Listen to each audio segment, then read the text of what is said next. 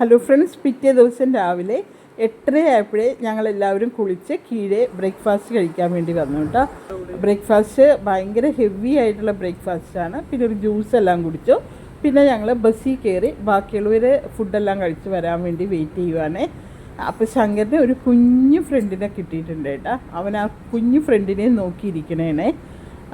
അവിടുന്ന് പിന്നെ ഞങ്ങൾ ഡയമണ്ട്സ് ഗാലറിയിലോട്ടാണ് കേട്ടോ കൊണ്ടുപോയത്. ഇവിടെ നമുക്ക് ഇതേപോലെയുള്ള ടോയ് ട്രെയിനിൽ കയറിയിട്ട് കീഴേക്ക് കൊണ്ടുപോയേ.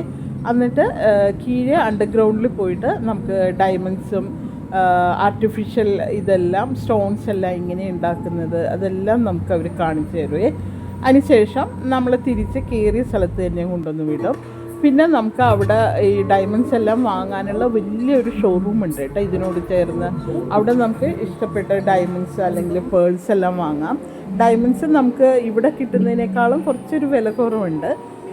പക്ഷെ ഞാൻ ഡയമണ്ടൊന്നും നോക്കിയില്ല. ഞാനൊരു പേളിൻ്റെ ഒരേ ഒരു കമ്മൽ മാത്രം എടുത്ത്, ഒരു വെള്ള പേളിൻ്റെ ചെറിയൊരു കമ്മൽ മാത്രം, ഒരു സ്റ്റഡ് മാത്രമായിട്ടാണ് ഞാൻ എടുത്തത്.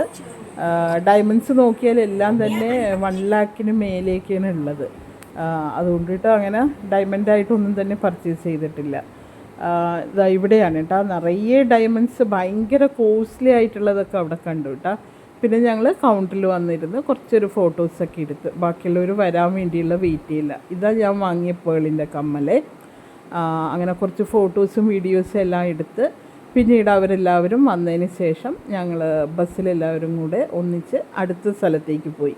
അപ്പോൾ അടുത്ത പ്ലേസ് അടുത്ത വീഡിയോയിലെ. അപ്പോൾ ഓക്കെ, ബൈ ബൈ.